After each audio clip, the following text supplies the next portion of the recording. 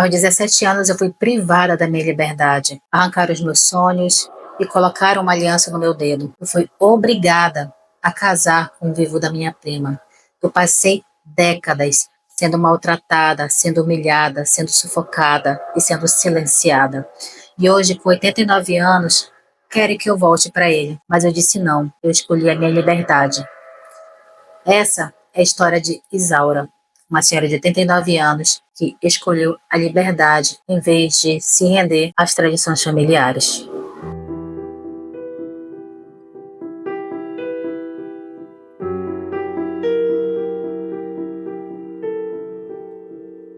Eu tinha 17 anos quando eu perdi a minha prima. Na verdade, ela era como se fosse minha irmã. Nós morávamos na mesma rua e compartilhávamos de tudo.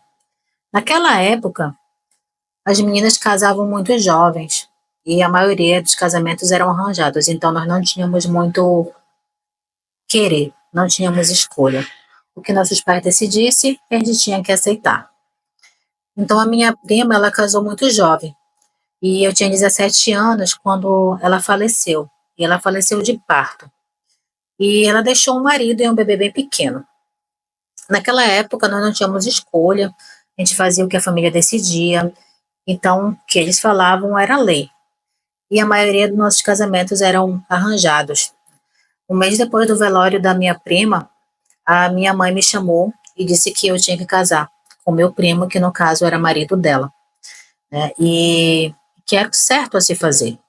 Naquela época era normal o casamento entre os familiares, porque eles acreditavam que não podia misturar o sangue. Então os primos, eles casavam-se com as primas. E nisso as crianças nasciam, né, com alguma deficiência, mas eles não levavam muito a sério, eles continuavam insistindo que a gente tinha que casar com os familiares. E ele era bem mais velho que eu, né? E eu não tinha escolha, eu só tinha que dizer sim para tudo, né? Porque se eu dissesse não, as consequências eram bem ruins. Então, o casamento foi bem rápido, foi só o tempo de arrumar o vestido de noiva, tudo. E eu era bem menina, né? Não sabia nada da vida e eu não tinha escolha. Os sonhos que eu tinha eram apenas sonho mesmo. E eu casei de branco, mas eu morria de medo, eu estava morrendo de medo. Porque ele me olhava como quem olha para um objeto. E na nossa noite de núpcias, eu fui tratada apenas como isso, como objeto. Não houve carinho, não houve afeto, não houve nada, apenas a posse. E eu nunca, durante anos que eu fiquei casada com ele, eu nunca senti prazer, nunca senti amor. Eu nunca soube o que é isso, e muito menos a sensação de ser amada. Na manhã seguinte, após a nossa noite de núpcias, ele me tratou com muita frieza e só me entregou uma lista de tarefas que eu precisava fazer em casa. E falou para mim e disse: agora você é dona de casa, você se vira. Na época ele tratava de comércio, então ele tinha muitos mercados pela cidade, então ele saía todos os dias de manhã e voltava só à noite. E ele tinha muitas exigências. Eu tinha que trabalhar e realizar todas as tarefas que ele me mandava. Caso eu não fizesse, eu apanhava. E eu apanhei muitas vezes, porque eu era apenas uma menina e eu não sabia como tratar de uma casa, como cuidar de um bebê. Eu não sabia fazer muitas coisas. Eu era cuidada apenas pela minha mãe e ela não tinha me ensinado muitas coisas. Então eu apanhava muitas vezes dele e por mais que eu falasse para os meus pais, eles não podiam fazer nada, porque agora eu tinha marido. Então, quando eu terei 18 anos, eu engravidei, né, do nosso primeiro filho. E ele era um menino muito lindo. Ele era completamente diferente da gente. Ele era loiro, os olhos dele eram claros. Ele era uma criança linda e maravilhosa. E ele não aceitava e dizia que a criança não era dele. E aí começou o meu pesadelo, porque ele achava que eu era infiel e ele me maltratava por isso. Então, a criança, infelizmente, viveu até os 4 anos. Ela contraiu meningite e não tinha muito o que ser feito. E ele, sendo o pai da criança, ele não sofreu e nunca esboçou nenhuma reação, nenhum pingo de sofrimento. É, o tempo se passou e a gente teve mais 2 filhos e todos eles eram com uma idade bem grande uma da outra, porque eu fugia de ter relação com ele.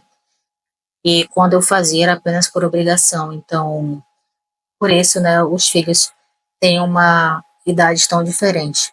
Eu tive o primeiro filho, que no caso sobreviveu com 23 e o outro só com 28 anos. Então, cada filho que eu tinha, parecia que eu estava pregando um caixão, mais a minha juventude, porque as responsabilidades vinham e eu recebia elas sozinha. Eu já cuidava, né, do filho dele, né, da minha prima, que já tinha falecido, e eu tinha responsabilidade com mais 2, mesmo sendo bem jovem. Então, eu fazia de tudo, para que ele não me tocasse, mas era inevitável, porque ele era um homem, e eu tinha que fazer tudo o que ele queria. Então, eu nunca tive vontade e muito menos escolha para nada em relação a ele. Eu fazia tudo por obrigação e eu sentia muito nojo disso depois. Então, quando ele ia trabalhar na venda, eu trabalhava na roça. E mesmo eu estando grávida, ele não me ajudava, né? Eu era obrigada naquela época não tinha água encanada e eu tinha que carregar aqueles baldes de água grandão na cabeça, bem grande na cabeça, e para encher, né, os camburões de água, porque ele queria chegar em casa e tomar banho com água fresca. Se a água estivesse quente, eu apanhava como se fosse filha dele. Então, não importava se eu estava sentindo nas costas, se eu estava vomitando, se eu estava me sentindo mal, né? Porque quando a gente está grávida, a gente tem muitos sintomas assim. Ele não se importava com nada, eu tinha que fazer a comida, eu tinha que cuidar das crianças, eu tinha que cuidar dele, eu tinha que cuidar da casa, eu não tinha opção, né? E todas as vezes que eu reclamava de alguma coisa, ele só falava para mim que eu só estava gorda, que gravidez não era doença. E eu lembro que todas as vezes que ele me obrigava a encher aquele camburão, todas as vezes eu recriminava ele, né? Eu comecei a ficar rebelde. Todas as vezes que eu ia encher, eu sempre ia apanhar. Apanhava quase todos os dias. Porque eu sentia muita dor, né? Eu estava grávida e eu só queria ser ajudada. Mas ele era grosso, ignorante e achava que eu sempre estava com preguiça de fazer as coisas. Eu acabava apanhando por isso, mesmo sendo grávida. E o tempo foi se passando, né? E nós mudávamos muito de cidade. E em cada cidade que a gente passava, ele sempre me dava homem, sempre dizia que eu estava com alguém. E eu não tinha nem tempo, nem podia nem sair de casa, como eu conseguiria traí-lo de alguma forma, né? Nem se eu quisesse eu não ia conseguir. Então, numa dessas cidades que a gente foi, algumas mulheres se aproximaram de mim, né? Por pena, para me ajudar, e elas acabavam que se afeiçoavam a mim. E algumas delas vinham e falavam, né, olha, teu marido, ele tá com amante, né, ele tá na casa de tal mulher, vai lá, resolve, né, teu marido, protege tua família. Mas eu fingia que eu nem ouvia aquilo. Eu fingia que eu não sabia, é, porque mesmo que eu falasse alguma coisa, o que eu poderia fazer? Né? Eu era mulher e para manter seu casamento, você tinha que engolir calado todas as infidelidades, né, do marido. Então, eu também já nem tinha mais forças para brigar, já estava cansada, porque se eu brigasse eu ia apanhar e eu não queria mais apanhar. Então, eu nem me importava mais com as traições dele, né, porque eu pensava antes ela do que comigo, antes ele estar lá com elas do que ele vir aqui me perturbar, né? E às vezes eu até agradecia. Mas teve uma noite que aquilo tudo começou a me incomodar, porque ele começou a beber muito, ele ia para as vendas e ele não voltava mais para casa, e quando ele voltava, ele vinha com aquele cheiro forte, né, de mulher, e quando eu perguntava, ele dizia que não era da minha conta, então, todas as vezes eu às vezes nem falava mais nada, nem questionava, e ele dizia, não começa, né, tu já tem casa, né? Você tem o que comer, eu já te dei meu nome, então é mais do que tu merece. E eram muitos xingamentos. E eu ficava somente calada, porque eu não tinha mais o que fazer, né? Para onde eu iria? Meus pais jamais iriam me aceitar de volta né, separada e com criança. Porque se eu fosse embora, eu tinha que levar as crianças também. Então, eu não tinha muita opção, eu tinha que continuar naquele casamento. E ele me batia não só com os punhos, mas principalmente com as palavras dele, ele era muito agressivo. E na frente dos outros, ele aparentava ser um marido honesto, trabalhador e até mesmo religioso, que ele nunca foi. Mas dentro de casa, ele só me chamava de porca, me chamava de inútil, me chamava de burra, né? Me puxava pelos braços, me empurrava na parede. E ele nunca se importou se aquilo me entristecia, se nunca se importou com nada. Eu lembro de uma vez que eu estava grávida, eu já estava com uns 8 meses de gravidez, ele me chutou, apenas porque a comida estava fria. Apenas por isso. A comida tinha que estar sempre fresca para ele. E a comida fria, ele me chutou e eu fui parar na parede. E a minha sogra, ela estava lá nesse dia. E ela, em vez de ela me defender, ela só falou: olha, homem tem os nervos dele. A gente tem que aprender a lidar. E hoje eu vejo que ela sofria das mesmas formas que eu. Era apenas um ciclo que se repetia, vidas que se repetiam, as agressões que se repetiam. Se a, eu não lembro da minha mãe ser agredida, nunca, não lembro do meu pai ter sido rude como ele era comigo, mas eu acredito que para minha sogra aquilo ali era completamente normal, aquele comportamento era normal, porque ela não esboçava nenhuma reação de preocupação, ou de medo, ou de se assustar com aquilo, ela via, olhava para aquilo e achava normal, como se aquilo ali fosse parte do cotidiano dela. Então, se ela sofrer, se eu sofrer, ela vai sofrer também, se eu sobreviver, ela vai sobreviver também. Então, eu estava apenas revivendo um ciclo, né? Mas depois que passou-se, eu perdi, não aguentei mais. Meus filhos já estavam crescidos, então com 40 anos eu não era mais uma menina, né? A dor, ela já tinha me endurecido muito. Eu não acreditava em felicidade, eu não acreditava que casamento fosse sinônimo de felicidade, de amor. Para mim, casamento foi sempre sinônimo de prisão. Prisão, dor e muito sofrimento. Então, antes de eu pedir a separação, foi quando nós tivemos uma briga bem, bem feia, porque ele colocou na cabeça que eu estava traindo ele de novo. E eu negava e ele dizia que sim. Foi quando ele me agrediu. Me agrediu tanto que meu rosto todo ficou com hematomas, ficou roxo, né? E eu lembro que quando eu passei pelo espelho, eu vi a situação no meu rosto, eu só falei, ou eu morro, ou eu fujo.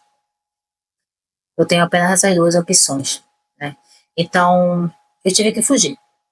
Eu fui até a casa de uma tia e fiquei lá escondida com meus filhos. E ele veio atrás, ele fez aquele escândalo, né, me ordenando para que eu voltasse, mas eu não voltei. Eu fiquei lá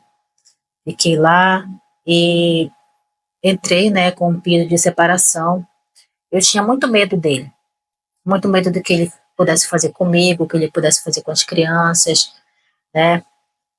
Mas assim, as minhas crianças, elas já tinham crescido, né? Já tinham amadurecido, já estavam tomando conta do seu próprio caminho, mas mesmo assim eu temia muito por eles, muito dele querer machucar eles de alguma forma, né? Mas eu simplesmente fui lá e assinei os papéis e foi quando eu saí da casa dele pela última vez, com as minhas coisas. Parecia assim que eu estava saindo da cela de uma prisão. E eu já tinha mais de 40 anos. Então, eu sempre criei meus filhos sozinha, mesmo tendo ele dentro de casa, né? Eu fiz faxina para dar o que comer para meus filhos, mesmo tendo ele dentro de casa. Eu costurava para fora, eu vendia pão, eu fazia inúmeras coisas para ter um dinheirinho a mais para que eu não pudesse pedir nada dele. E eu lembro que depois que a gente se separou, eu ainda passei fome, né? Ainda passei por muita humilhação, passei por solidão na casa dos outros, porque eu não tinha para onde ir, né? Eu tinha que, muitas vezes, viver de favor na casa dos outros e às vezes a gente acaba incomodando, né? E as pessoas acabam perdendo a paciência com o nosso jeito, e tudo bem. Mas eu aprendi, né? Aprendi, meus filhos cresceram, hoje eu vivo com meu filho, ele cuida de mim, ele zela, né? Já por eu ter mais idade. Então, ele casou, tem a sua família e ainda continua cuidando de mim, né? Até que né, depois de muitas décadas, eu já com 89 anos, eu recebi notícias dele, né? Na verdade, eu recebi uma surpresa. Eles me disseram que o pai dele estava muito doente, ele estava sozinho, né? Ele já tinha casado outras vezes, já tinha ficado viúvo, e ele queria muito me ver antes de morrer, né? E os filhos que se compadeceram com a idade, né? Já com a fragilidade dele, me procuraram dizendo que ele havia se arrependido e que ele sonhava em morrer do meu lado. E que eu deveria dar uma chance para ele. E aquilo ali me encheu de tristeza por dentro, porque eles viam todo o sofrimento que eu tive ao lado daquele homem. E eu disse não, não. Porque eu nunca esqueci ele, mas não como o homem que eu amava. Eu nunca esqueci ele por ser um agressor, por ter sido meu abusador, por ter tirado todos os meus sonhos. Um homem que nunca me respeitou. Eu nunca consegui perdoá-lo. E eu disse não, eu jamais que eu volto para ele. Então, eu não me vejo perdoando. Eu sei que eu ainda, mesmo com 89 anos, já no final da minha vida, eu não sei se eu tenho essa obrigação de perdoá-lo, né? Eu sinto que eu ainda sou presa, né? Que eu não tenho minha total liberdade por conta disso, mas eu não consigo. Não consigo, porque na minha cabeça, se eu perdoar, eu vou estar dando uma chance para um homem que me matou por dentro. E eu não quero. Eu não quero, porque ele tirou minha juventude, ele tirou a minha autoestima, ele tirou minha liberdade, né? Hoje eu sei que eu sou livre. Eu sou livre, mas eu não quero dar um ponto final bonito para um homem que foi covarde comigo. Eu tenho raiva dele, né? Eu tenho muitas cicatrizes que eu acredito que nunca vão ser cicatrizadas, mas ao mesmo tempo que eu tenho essas cicatrizes, eu sei que elas me tornaram uma mulher muito forte, porque se eu não fosse forte, eu não conseguiria ter cuidado dos meus filhos e ter dado a educação que eles têm hoje, né? Assim, os homens que eles são hoje, por ser os maridos, os pais, pela educação que eles têm dado para os filhos, que não é nada da que eles receberam do pai, né? Então, eles são completamente diferentes. Então, eu sei que mesmo após, muitos podem questionar, né, foi muito tarde, mas nunca é tarde para você se livrar de um relacionamento que não te faz feliz, né? Eu consegui, né? Eu tinha mais de 40 anos, eu consegui sair. Hoje eu tô com 89 e eu ainda continuo dizendo não para ele. E se eu conseguir sair, você também pode. Então não deixe que as tradições ela te sufoquem, porque elas vão te impedir de viver. E nós nascemos para ser livre, apenas isso, ser livre. Amar sem medo, poder dormir em paz. Então, todos os homens que tentam calar uma mulher, eles pagam muito caro depois, eu tenho certeza disso. Da mesma forma como o meu abusador, porque foi isso que ele foi na minha vida, tentou me calar, eu tenho certeza que ele está pagando por tudo isso hoje. E eu já não choro mais, né? Eu não sei o que é felicidade, eu não sei o que é amor. Eu acredito que eu vou fechar meus olhos e nunca vou sentir isso, porque nem beijada eu nunca fui, nunca soube o que é isso. E eu fico triste por não saber como é essas sensações, mas ao mesmo tempo eu fico feliz, porque se eu tivesse sentido isso nas mãos do meu abusador, acredito que seria bem mais difícil sair. Seria muito mais difícil conseguir fugir, tendo algum tipo de sentimento bom por ele. E ainda bem que eu nunca tive.